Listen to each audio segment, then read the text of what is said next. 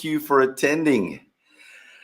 Let's see, give me just a couple more seconds to pull everybody up, make sure I get the chat displayed because I definitely want you to chat in the chat box with me, and anything that you want to comment on or share a story, or if there's anything that comes to mind that you think might help some of our fellow viewers, people like you and me. So share it in the comments or the chat area, and then I will address it. I may even highlight it. All right. We are just gonna, excuse me, hold here for a moment. Make sure everybody gets in good. Gets in good. Well, let's see.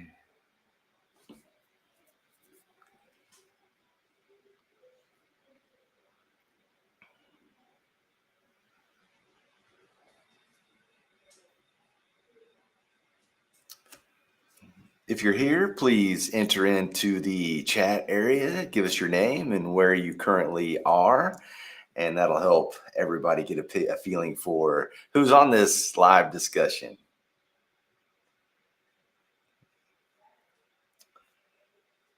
Today, though, we're going to chat about this learned helplessness cycle, this learned helplessness loop, and we're going to discuss that in detail.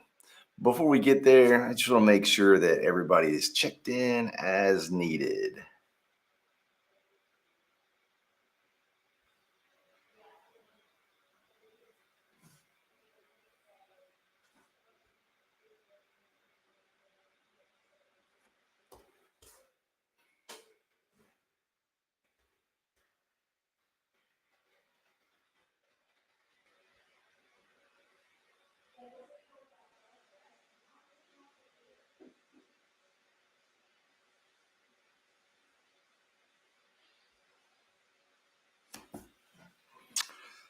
Right. So we have one person on the line with me. Can't tell who you are, but thanks for joining. All right. Well, we're at 3 minutes after, so I feel like we should probably get going. And if it's more guests, I'm sure will join us. But if you have questions, shoot them in the chat box and I'll take care of it. I'll be happy to answer any questions you got. So my name's Andy Core. I'm a stress researcher and keynote motivational speaker, workshop leader on how to thrive in high demand times. And I am excited to be here with you. I sent out my newsletter this morning. I think there's like 11,000 people on that list. So hopefully some more people will join us. And here's the thing. Oh, we got a LinkedIn user. Hey, Andy, great to see you. Thank you, LinkedIn user. They didn't give your name, but I'm glad you're here. So today's topic, I sent out my newsletter earlier, and it is focused on this thing called the learned helplessness loop. And the reason why you should even be listening to this, taking your time for this, is that the learned helplessness loop describes the phenomenon where you start to lose confidence in yourself. Why don't I do what I know that I should? I mean, that when you get into that state, oftentimes that lack of motivation is based upon this really sneaky set of little mental triggers. It's like a mental chain reaction that happens when something stressful or something challenges you, like a big goals or big workloads, or just something pops up, a fire you need to put out personally or professionally. And okay, so let me describe it for you. Let's go to our diagram here. Okay, so the learned helplessness loop it's from the positive psychology world, positive psychology research. It's where it originated, and it's been strong for 12, 15 years. The gist of it is this: whenever you have a significant stress, and on this chart, it shows outside of direct control. It happens with any stress, but especially a stress that you feel like is, you may not be able to control what's happening. Like, for instance, in my newsletter this morning, I gave the example of you're at work and they say, oh my gosh, we've got this new technology that we're going to implement. And I mean, it's going to radically change how you do your work. Okay, so if you are the type of person that could easily trigger this learned helplessness loop, is if you are too much of a worrier and you start to focus more on, oh my gosh, all the changes I'm going to have to make. Oh my gosh, all the, that could mean this, that could mean that, that could mean this. And then what happens in the psychologists call that a reactive response versus an adaptive or proactive response. So this reactive response, and basically it's feeling overworried, it's feeling, and which can lead you to feeling a bit isolated and or kind of overburdened. So you can look at it a couple different ways. So in the psychological research, they call it challenge versus threat. It's challenge. Is it a challenge? Something that's challenging you, positive, or is it threatening you, which is this feeling worried, or is it a pain in the backside? They haven't listed that one, but it's definitely in there where you're feeling overburdened or irritated that you've got to do this. It's getting in the way of you chasing your goals, or you're afraid it's gonna stop you from hitting your goals. All of those things are so significant in our mindset. Okay, so if you get that reactive response, that creates a trigger, a mental trigger that drops you down to the next area, which is right over this shoulder of mine, that says it triggers a reduced motivation. Because if you're worried, if you feel isolated, if you feel overburdened, if you get that for too much or too long, it will reduce your motivation level. You won't want to really pursue your goals. You won't want to actively engage and compete. So basically it sucks the energy out of you. Sometimes the reason why you maybe are not doing what you know you should is based upon this idea that you're being reactive, and all the negative emotions that come with that. All right, so after a while of this feeling reduced motivation and why am I not doing what I should and I could and I need to, you can oftentimes start to feel like you're getting behind. People are passing you. Your goal is becoming out of reach, and then that can trigger what psychologists call depression, or it could be otherwise named as like you feel discouraged. You're starting to lose hope. Or worse, as you feel like, man, maybe I'm not good enough. And those thoughts create this emotion, create this feeling, this state of feeling depressed, down, discouraged. All right. And when you get that for too long, too intensely, or for too long, it flips you on. The loop continues. It triggers the next phase, which is further distorts your thinking, which essentially is your thinking. You were thinking logically, but these emotions are starting to create what they call these cognitive distortions. These are the ways of thinking that really hold us back, that make us think more with emotion than logic, more with fear than hope, more with procrastination than motivation. Okay, so this distorted thinking, let me see if I can zoom this in a little bit. All right, yeah, let's pull this up. All right, so this distorted thinking piece, I'm going to switch over here just to make sure that everybody's checked in. We're looking good. Okay. Hey, Dory, thank you for being here. I'm excited. So that's my little mini me at the bottom. All right. Let's go back to this. Whoa. All right. So the learned hopelessness loop. So once you get past this, you get into this feeling down, depressed, discouraged, then it triggers this distorted thinking. And that makes you less likely you're more indecisive. You feel overwhelmed a lot more easily. And then it's another aspect of burnout is feeling cynical. We're more negative, like everything is a pain in the backside to you. Anything, little things can trigger your frustration, and then that can eventually even lead into this last one, which is this last of the three pieces of distorted thinking is desperation. You're starting to worry if it's beyond hope, and then that triggers this emotional reaction in you that maybe gets you proactive, which could be a good thing. But if it makes you feel desperate, that also really affects your decision making and your ability to be focused. Okay, so if that continues and it often builds on itself, Then what happens is you get to this next phase when you start to lose confidence in the situation and yourself. And they call this is called feeling helpless. The psychologists say that's really like when you start thinking about quitting your job or your company or your organization or even your career for something else.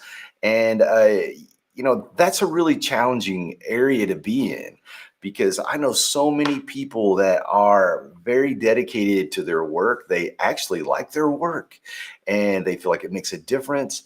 But currently things are on them to the point to where they feel so overloaded or fearful or uncertainty. And I mean, all those things build up to the point of starting to lose hope, helplessness. Okay, now when you start to feel like you're getting helpless, that is another powerful trigger that builds on this whole learned helplessness loop. And eventually, the last stop up here is you just like, oh, and you lose confidence in yourself. Like in my newsletter today, I wrote that, when you fail to hit your goals, that's a bad thing. But what is way worse is if that experience triggers this loop that makes you lose confidence in yourself for your future goals. Right, that happens so often, and I did wellness. I was in the wellness field for years, and I learned that so often if you give people a plan to improve their wellness, their stress, their productivity, whatever it is, if you give them a plan that's too aggressive and they fail on it, that reduces their overall net motivation. It reduces their self-concept, their self-esteem, their self-confidence. So I'm a big believer in setting goals that are, I mean, they'll make you work. They're not too easy because that leads to complacency, but enough to challenge you, but are definitely doable. I'm not a big advocate of, in technology, they said a lot of these BHAGs, big, hairy, audacious goals, and I think in the right situation, that can be good unless you're dealing with a workforce that's already feels overloaded. So I think in short bursts, these gigantic goals can be a good thing. But most of us are oftentimes would get far more motivated, get far more accomplished if we stretched ourselves a little bit and accomplished something and go, bam, I did that. Oh, and then when you check that box, it really makes you want to check another box. And then finally, that leads us back to next time significant stress hits, you're going at it with this negative memory of the situation, a reduced self-confidence, and and you're actually much more prone to this loop. It's a lot. If you feel that way, if you lost confidence, if you're more susceptible to stress, you're much more likely to do a reactive response, which reduces your motivation, which can make you feel depressed and discouraged, which then that leads to emotions that distort your thinking and makes you more susceptible to things like feeling helpless. And then reduces your case. So you can see how this thing really builds on itself. Now, I'm going to pause here for a second and turn my mini me off. I'm going to check in with you, and I want to make sure that, first of all, does that make sense to you? Have you experienced those kinds of like a chain reaction where all of a sudden you're like, man, I didn't hit that goal and now I don't feel as good about myself. And I mean, I'll admit, first, I do it. I've done that many times before I realized what was going on inside of me. It was a challenge to find a way to be to challenge to know how to set goals in a way that truly creates sustained motivation, that gets you motivated but keeps you motivated. And we might talk a little bit about that today too, to help you better manage this learned helplessness loop.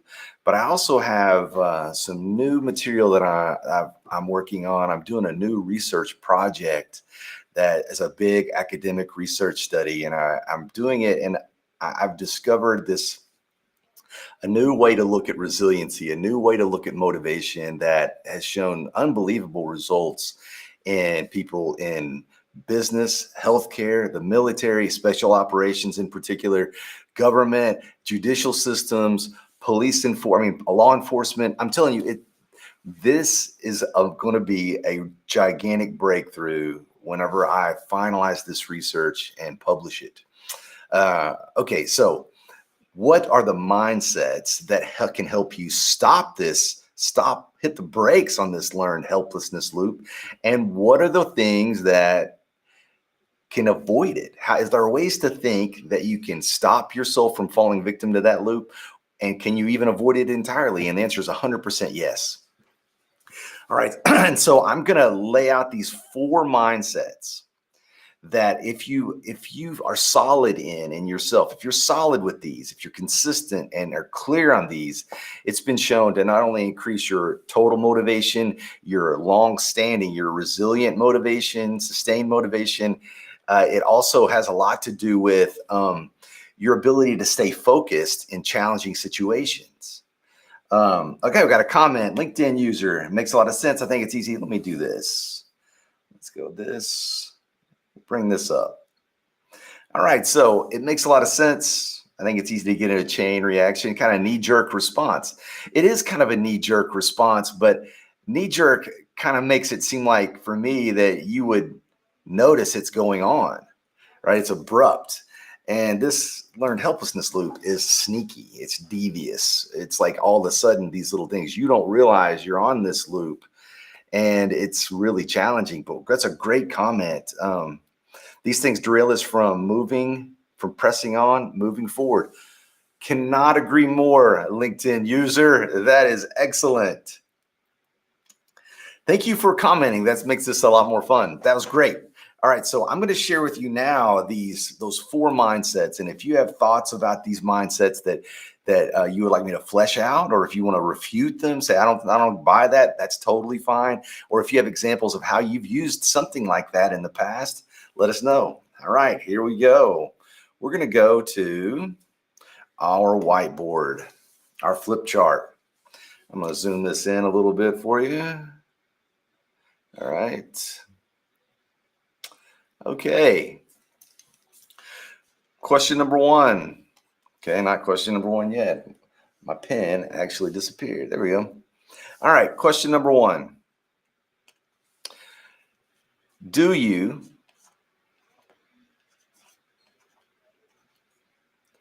believe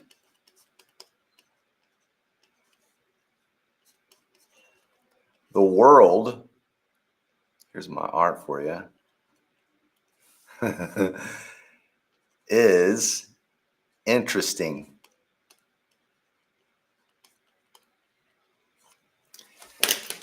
Every day when you wake up, do you approach life like, this is interesting, this is worth being involved in? Or are you always kind of on your heels, or feel like you're walking into a headwind and you're just trying to get through? If you look at the research on what makes people really feel motivated and positive and proactive in high stress situations, it's this. This is one of the major mindsets that actually, this mindset has been shown through some crazy research with people who are ex-prisoners of war. And they tested them if they had this mindset throughout their life. And then they had a group of survivors from being, held prisoners of war. And they did this assessment to figure out how strong they were with this mindset. And the people that were strong in this mindset had a significant reduction in aging. They even looked at DNA and telomere length. In your DNA, your telomeres are this long when you're born, but as you get older, they shrink, right? And so that's one of the signs of aging, is reduction in your telomere length. And they found that people that were more focused on being engaged in the world, looked at it as interesting, had a significant reduction in aging. Now, I think, and also this mindset has been shown to help people persevere in really challenging situations. Nordic Special Forces, they dropped them on this snow-covered mountain, and they've got 9 days to make it from point A through the mountains to point B. And if they make it, they get to be in this Special Forces unit. And if they don't make it, they get rejected from the Special Forces unit. And they took all these people that made it and did an assessment, and all the people who didn't make it and did an assessment. And they found that the people that were more focused on, they call it, this researchers call this a sense of commitment. You're committed to be involved in the world. All right, I don't want to go for this too long, but when when you're like me and you're around these top performing people from all different industries, parts of the country, parts of the globe, you notice similarities. And when I read that, I was like, oh, that's definitely one of them. Because if you let yourself get overwhelmed and overtired and overstressed and anxious to the point to where you aren't really actively trying to engage in the world, then that sets you up for much more less resilience, much more prone to burnout, vulnerable to stress. And so this will help you.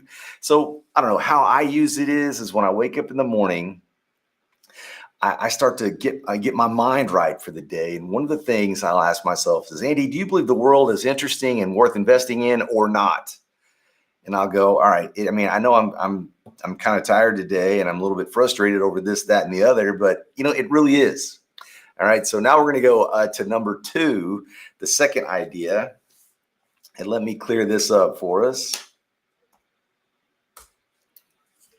Oh, and also let me check in and make sure. All right. If you have questions, just shoot them over. All right, here we go. Number 2. If you work at something,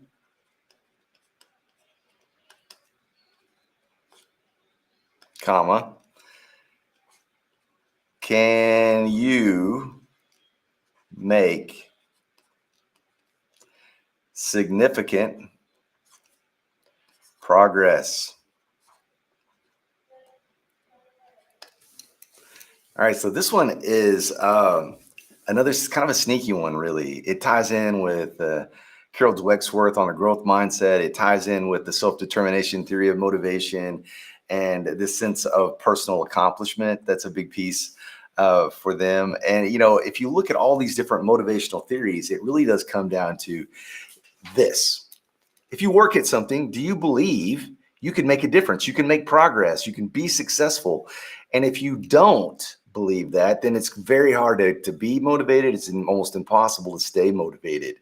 So this is one of the questions I think you can ask yourself or ask other people whenever you're in a position to where you're trying to get people motivated or you're trying to motivate yourself. This is a question you can ask. You can say, hey, do you think that if you really work at this, you can be successful at it? Now, you may think this is obvious, but let me tell you something. This is sneaky as well. The Pew Institute did a massive survey of working adults in the United States, and they found that 39% of the people who did the survey primarily believe that success is a matter of luck. Yeah, honestly, that's like 1 in 3 people. I cannot think of a more motivating mindset than no matter if you work at this or not, it really is just based on luck. And I think that's important to identify within ourselves and within other people if we're trying to motivate or help them or work with other people, and is to identify, okay, do you really believe you can do this if you work at it? Honestly, it's one of the primary. I got 2 teenage girls, and besides the semi that backs up to my house every month with Prozac, I actually have learned that if I ask them this question, I can really get to why they may feel frustrated or lack motivation, or help them identify for themselves. Right. Oh, and if they do feel like they can make progress, I think that's one of those thoughts that lingers after the conversation is over with people. Okay. So how I use it is once I get up and I say, is the world worth investing in, Andy? Can you look at it as interesting? And I say, yeah, it is. I can do that. All right. So, you have your goals today. If you work at them, if you do these activities, can you make progress towards your goals? If you work at it, will it work? I'm saying, you never can be sure, but yeah, I'm pretty sure. I mean, if I think back about the past efforts that I've done in similar things, it does. All right. So that's a very powerful mindset. And I'm going to say something too that's probably a little, let's go full screen for this one. Get out of here. I'm going to, this may be a little controversial to some people, and I don't want you to think that I'm saying anything negative about these other activities, but mindfulness, meditation, yoga, exercise, all of those things can help you find and develop motivation, but none of them are as powerful as these questions, because these questions come at the core of what makes us mentally motivated and resilient. Right? I'm a 100% believer in mindfulness. I do meditate. And sometimes I do yoga, depends on what I'm interested in at the moment. And I definitely exercise, and all those things have significantly helped me deal with stress and be a better person, be a better version of myself. But nothing has relieved pressure and kept me motivated more than finding and implementing these simple questions into my daily life. So, I think this stuff trumps those things. Okay, let's see if I fired up any questions from that. No? Okay, good. All right, we're going to get the mini-me back, and we're going to go here. And actually, we're going here. Okay, so now, number 2, if you believe, will it work? If you try. Yes. All right. Clarify that for yourself, and when you do, you'll be shocked about how big of a difference that makes for you. All right, number 3. Let's do number 3. And here it is.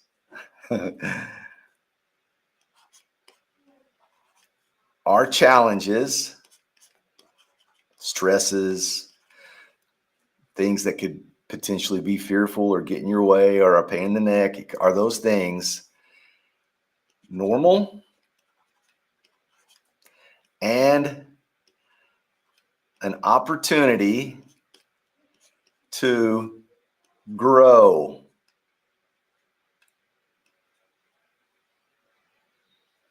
So, and I'm so good with drawing. Can you tell?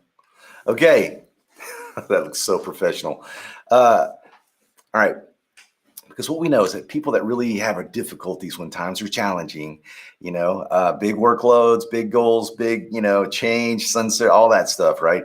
Is that if anytime something challenges you or gets in the way or disrupts your normal habits or patterns, if you respond cynically or negatively, or it shakes your confidence and makes you fearful, we know that you're looking at those challenges as a threat versus just a normal part of life that really is an opportunity to learn and grow. I'm going to put that in there too, because that's what it actually specifically says. An opportunity to learn and grow. Okay, so if I was sitting with you over a cup of coffee, we're sitting there face to face, heart to heart, and I said, most of the time when something stressful hits, do you think to yourself, oh crap? And then do you think to yourself, well, you know what? Challenges are just a part of life. It's normal, actually. And if I look back, challenges in my life have been an opportunity for me to learn and actually grow. So maybe this one will be too. Versus, oh my gosh, this is going to happen. Then, man, that could happen and that could happen. And then all of a sudden you do this negative thinking spiral to death, doom, despair, and depression. So that's a big one. How are you looking at challenges? How do you interpret them? It's a big deal. Okay, and then finally, number 4.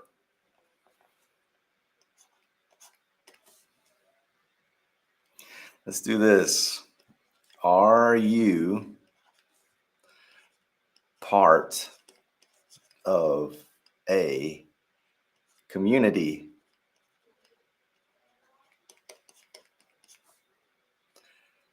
Or going it alone?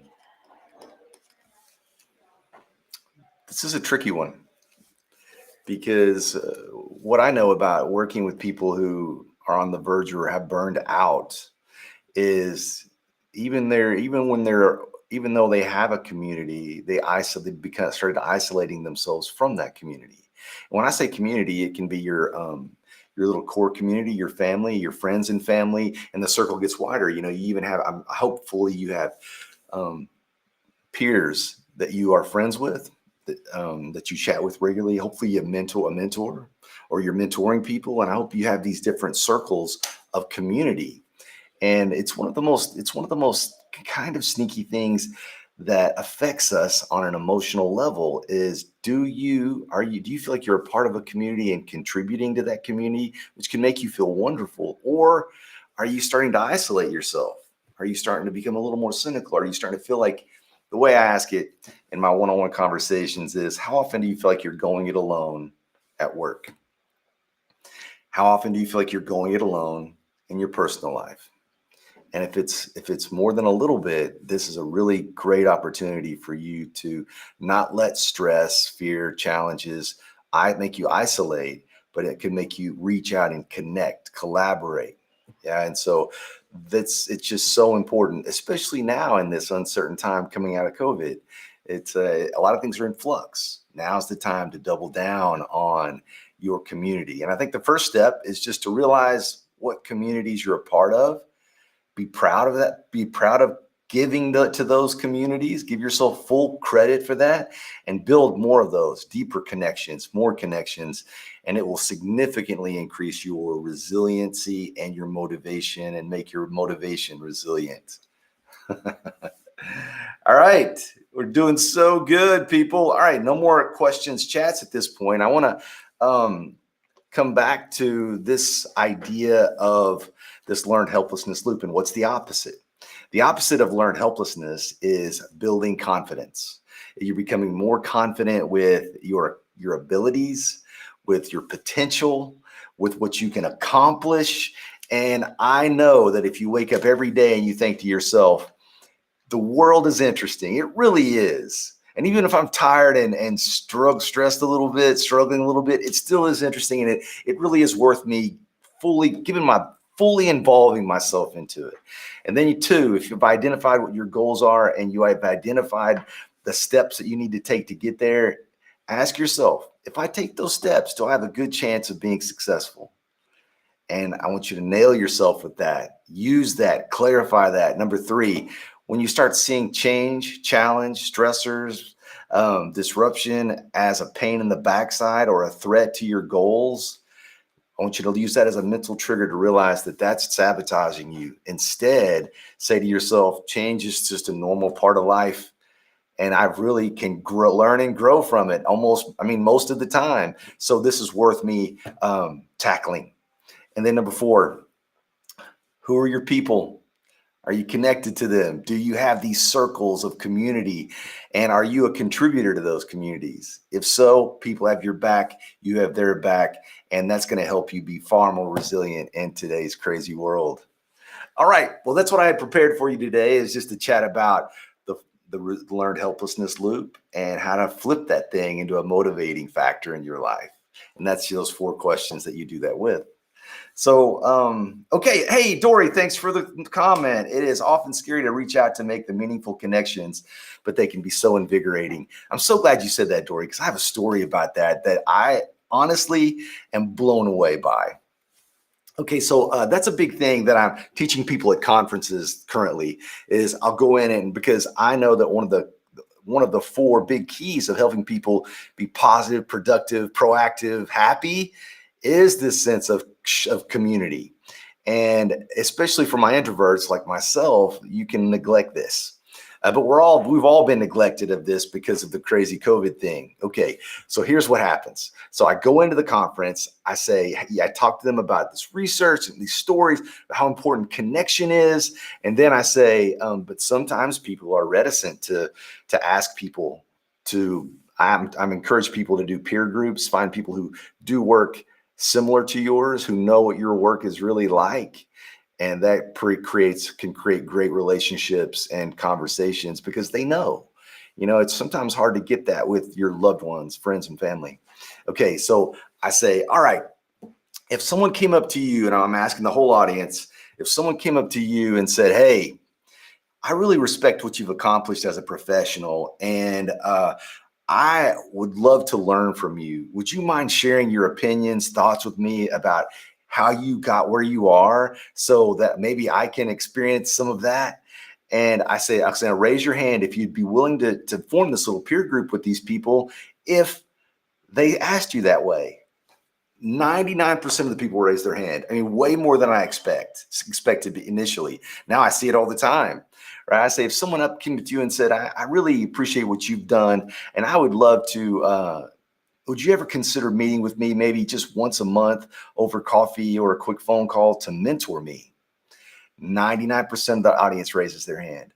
If I said, hey, if you reached out to someone and said, hey, we kind of do similar things. A lot of people don't really get what we do. Would you like to form a little mastermind group where we get together, maybe once a month for coffee or lunch or just a phone call and share best practices?